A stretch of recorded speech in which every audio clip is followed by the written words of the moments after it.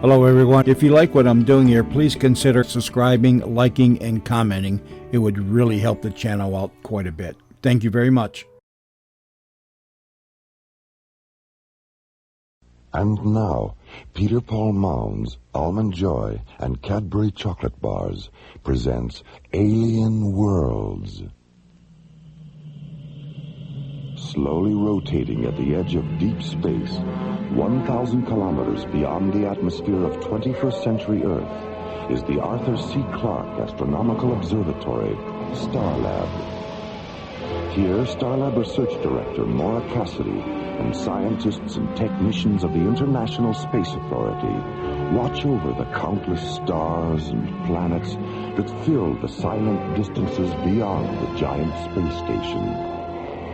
This week, an ancient intruder from another galaxy exposes Starlab to the genetic mysteries of the seeds of time on Alien Worlds.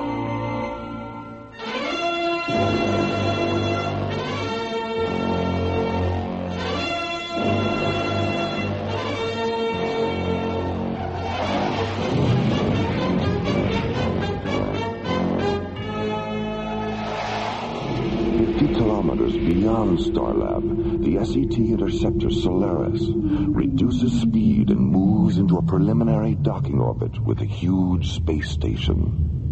Aboard the Solaris, Captains John Graydon and Buddy Griff. Solaris to Starlab Control. This is Starlab. Go ahead, Solaris. We're holding at the outer boundary, Jerry. How soon can you get us aboard? Traffic's pretty heavy right now, John. I've got a Soviet freighter and 2 Canadian tankers coming in now, and 3 lunar shuttles in a docking orbit 2 kilometers out. Hold your position. I'll get back to you in about 10 minutes. Roger, Starlab. Solaris out. Starlab, clear. Well, since 10 minutes usually means half an hour, why don't we put the ship on autopilot and go down to the cargo bay for a little zero-gravity racquetball? Do you know where the rackets are? Oh, they're floating around down there somewhere. All right, let's go. What? We better stay, Skip. The high-density scanners are picking up something. How far away? 4.6 kilometers. And it's holding at 081 degrees starboard. Get a full magnification visual and bring it up on screen 6. Right. What is it? I don't know. I've never seen anything like it. In the center of the screen, against a background of jet black space and scattered stars, the mysterious object begins to slowly rotate, reflected sunlight blazing from each of its 10 smooth surfaces. Solaris to Starlab. This is Starlab. Go ahead, Solaris. Jerry, we're visually monitoring a UFO. Are you picking it up on your scanners? No, I don't think so. Oh, wait a minute. Yeah, there is something out there, about 4 kilometers from your present position. Right. Okay, tell Maura what the situation is, and you'd better notify Professor Ballin, too. We're going in for a closer look. I'll keep an eye on you from here, John. Be careful. Starlab out. What do you think, buddy? Well, let's play it safe and sort of sneak up on it. I'll do a tomography profile at 3 kilometers. If the thing's not dangerous, we can get in close and do a Phase 1 scanner series. And what if it explodes and blows us to Kingdom Come? You know, maybe we should stick to racquetball.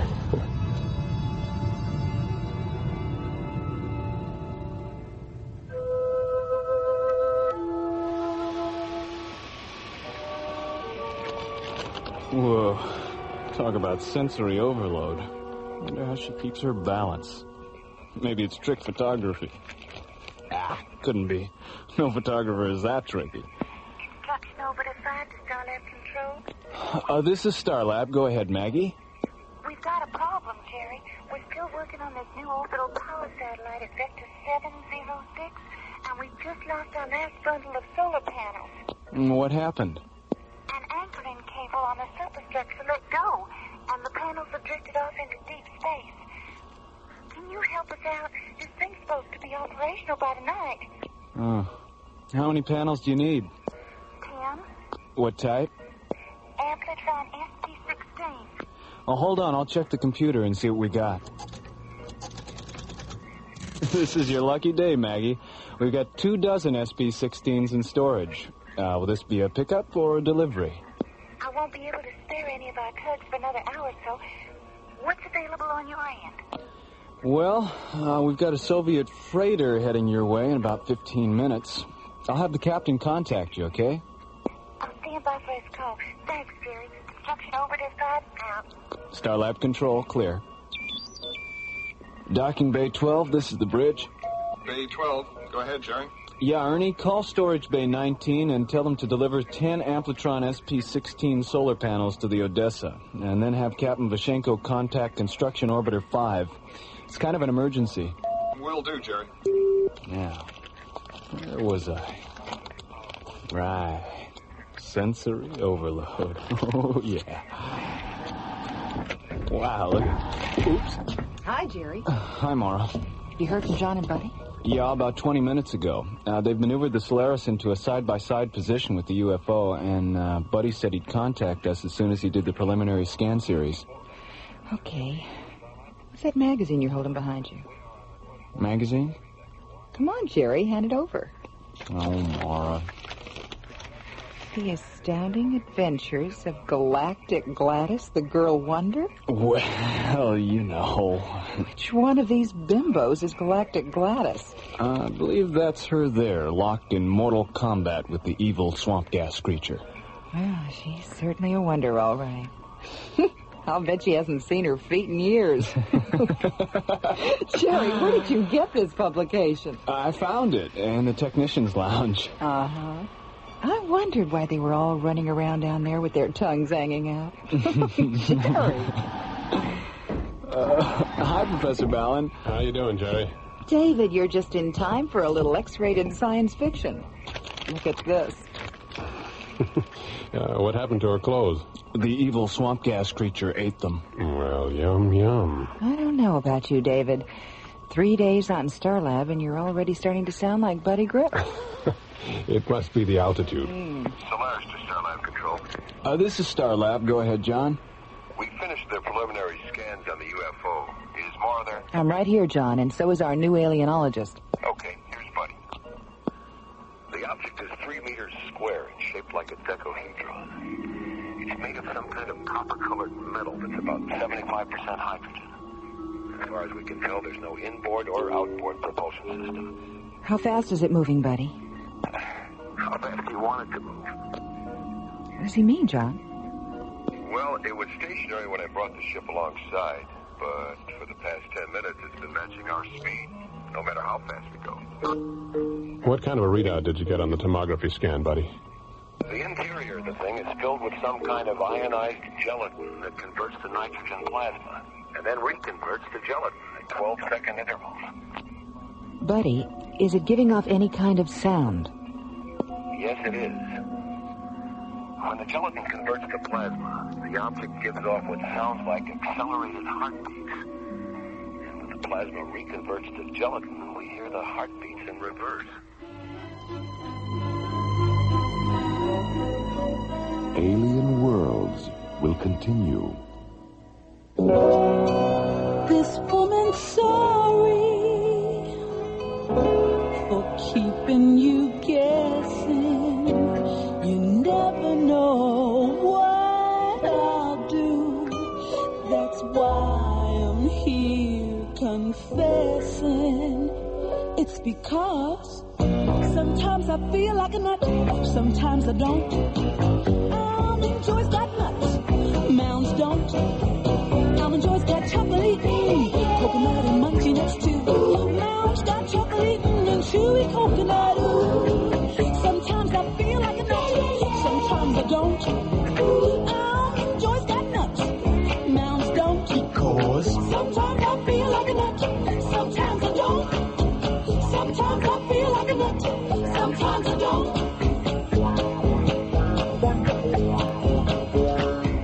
Sometimes I feel like a nut, sometimes I don't.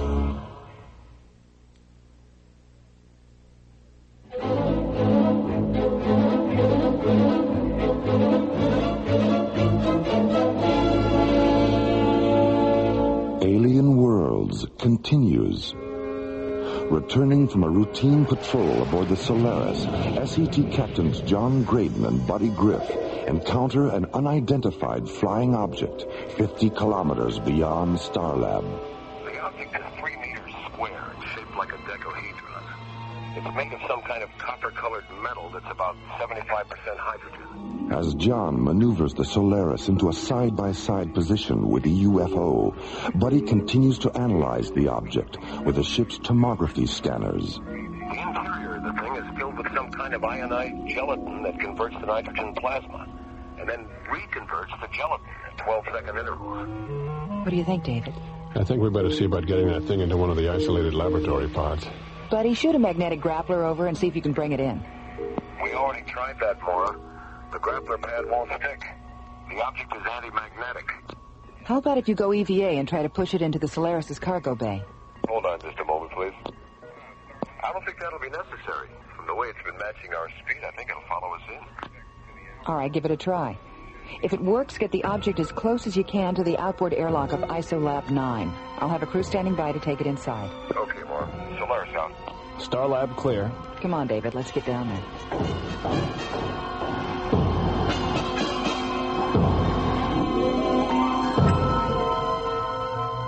15 minutes later, the Solaris maneuvers the object into a position 2 meters away from ISOLAB 9's outboard airlock. Then, as John guides the Solaris into a nearby docking bay, the lab's airlock opens, and a crew of technicians in yellow pressure suits and tinted glass helmets take the alien decahedron inside. 10 minutes later, the object rests on a slowly rotating observation pad in the center of the lab's brightly lit quarantine chamber.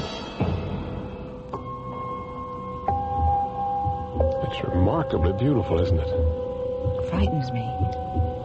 Why? The way it looks. The color and size, texture. All those desperately perfect angles constantly repeating themselves. Its physical aspects are so familiar we can call them by name in a language we all understand. And yet we don't know what it calls itself or what it might be calling us. You feel whatever's inside is alive? Don't you? Yes. Well, at least our scientific selves are still in sync. Maura, please. Not now. Hey, look who's here. Hi, fellas. Well, I'm glad to see it hasn't blown up yet. Come on, Skip, let's go inside for a close-up. Yeah, okay. I think you better stay on this side of the glass for a while. The object's still being scanned. If you go in there now, your body impulses will be included in the scanner data. Maybe we should go in anyway, just to blow their minds up in data processing. Yeah, I can hear Professor Clark now. I say, Ramsey, have you seen this printout? Graydon and Griff are trapped inside that alien gizmo. Really? How do you know it's them? Elementary, my dear Ramsey. The tall one's thumbing his nose, and the short one thinks it's funny. Maura? David? Not even a smile? What's with you two? We've got a lot on our minds, John. Yeah, I see. Well, okay. Come on, Skip, let's go have dinner. Yeah, right. So we'll see you guys. See you later. It's time we had a talk, David. Let's go up to my quarters.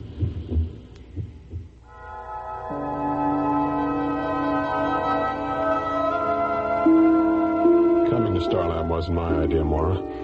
We go where the ISA wants us to go. You know that. If I'd known you were married, I would have asked Commissioner White to send someone else. Why? When I was told you were going to spend 3 months on Starlab, I thought we were getting a second chance. Second chance for what, Maura? To pick it up where it fell apart 3 years ago? Why not? Because your work has always been more important to you than anything else. And I don't think that'll ever change. Even when things were good, we were never together more than 3 months out of the year. Your whole life was spaceports and laboratories and conferences and trips off the planet. You make it sound like I didn't care at all. I don't mean to, Maura. I know you cared. And I know you love me. But you love the rockets more. I'm sorry, David. So am I. I'll see you in the morning, Maura.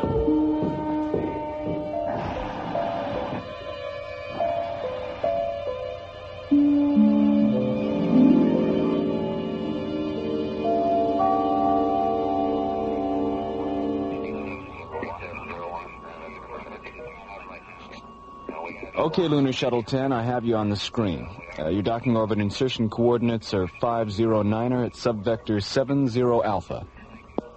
509er at 70 Alpha. Roger, Starlab. Lunar Shuttle 10, out. Starlab control, clear. Morning, Mara. Jerry, have you seen David? Not since yesterday afternoon. Morning, everyone. Good morning. Have either of you seen David? Yeah, we saw him after dinner last night when we went down to have another look at the UFO. He was in the ISOLAB with it.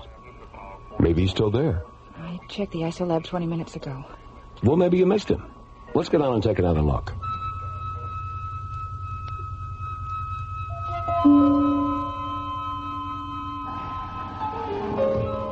There he is, Mara. Hit the intercom button, Skip. David, can you come out for a minute? There's no need to be frightened, Mara. Professor Ballon has not been harmed. David, what's the matter with you? You sound so... Mara, his hands are transparent. David, what happened to your hands? It's not David.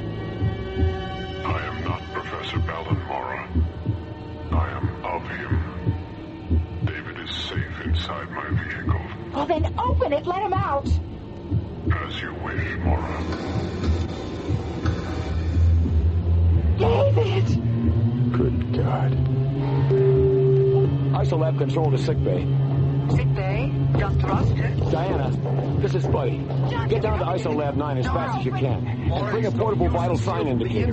David Fallon's inside the UFO, and he's encased in some kind of gelatin. There is no need to be frightened. Professor Ballon has not been harmed. Alien Worlds will continue. Get the sensation, a cool combination, chocolatey and mint. Your peppermint patty. Cool the sensation, a perfect relation, chocolatey and mint. From Peter Paul. Cool as the snow falling light on the trees.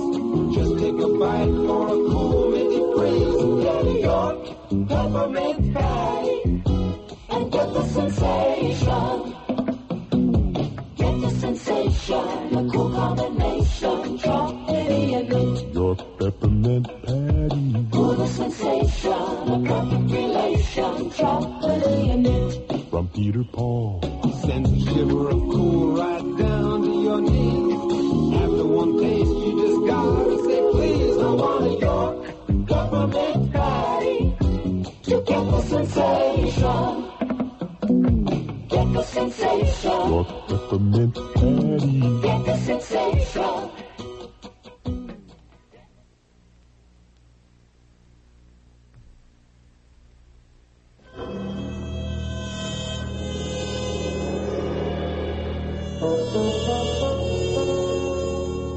Alien Worlds continues.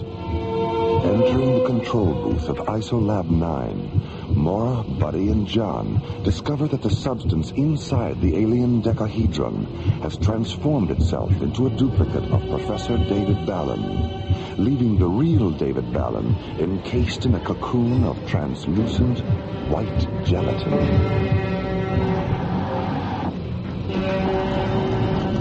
Diana, hurry!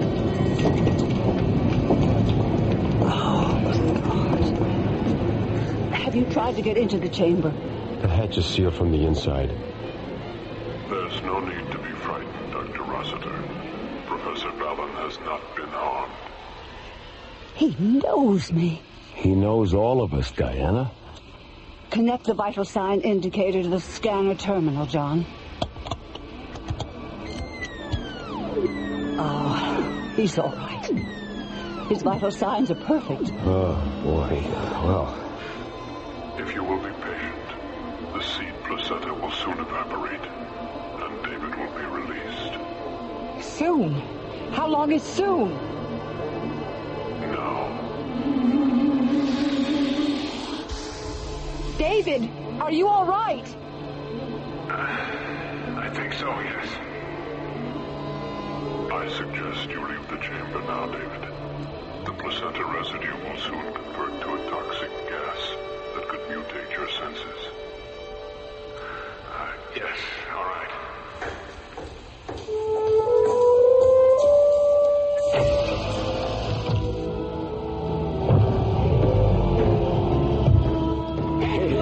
Welcome home. Where have you been? When that thing opened up last night and took me inside, I thought I was a goner. But as soon as the seed placenta started to cover me, I wasn't afraid anymore. It was incredible. I sensed everything that was going on. And when my duplicate emerged, it was like one of those films where the guy dies and you see his spirit leave his body. Film, huh? I guess art imitates life after all. I think it's the other way around, Skip. Life and art should be the same. Ah, yes, they should be.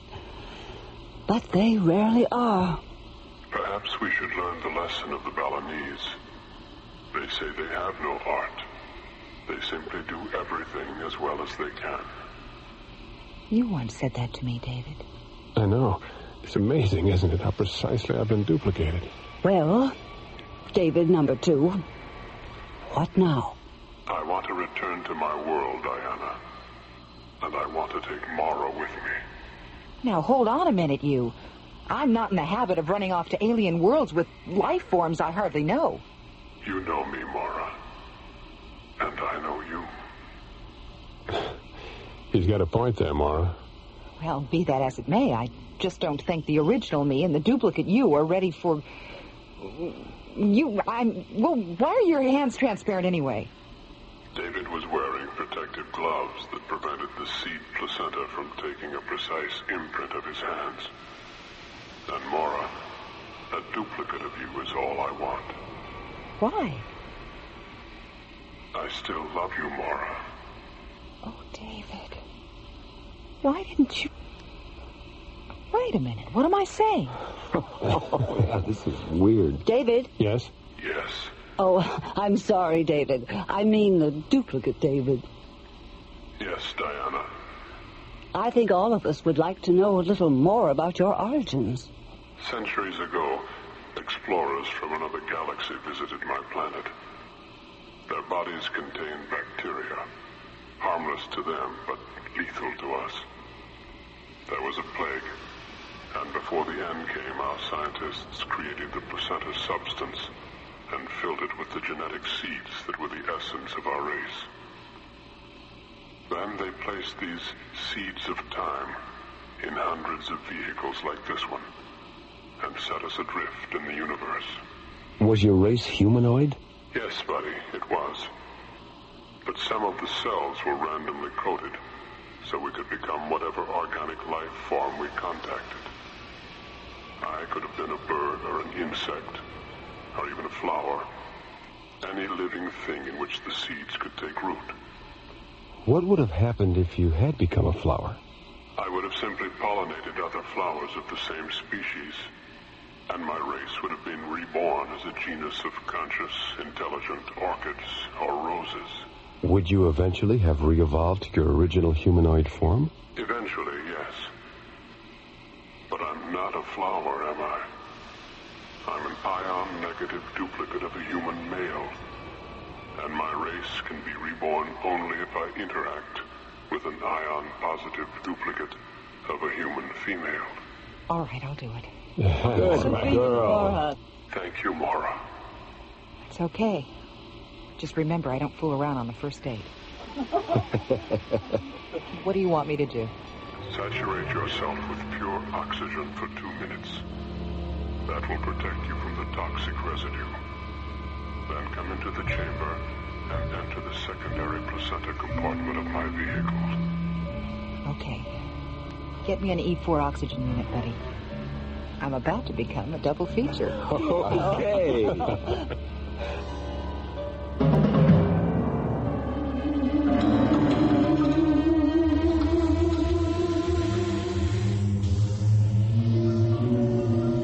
How do you feel, Mara?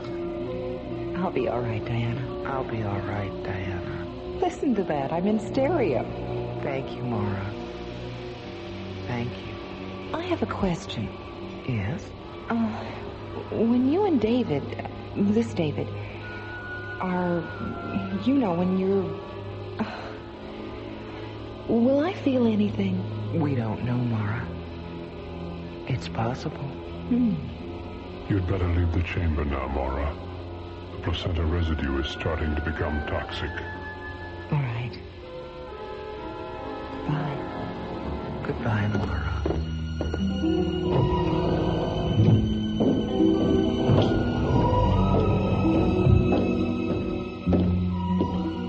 Did you arrange for a ship, John? There's a long-range shuttle waiting for them just outside the airlock. Mara, you'll be able to fly the shuttle, won't you? Yes. I love the rockets as much as you do now. Goodbye. Well, so long, you two. Hey, Mara. Good luck.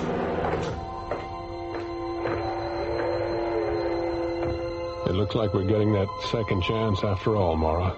You're right, David. You're absolutely right.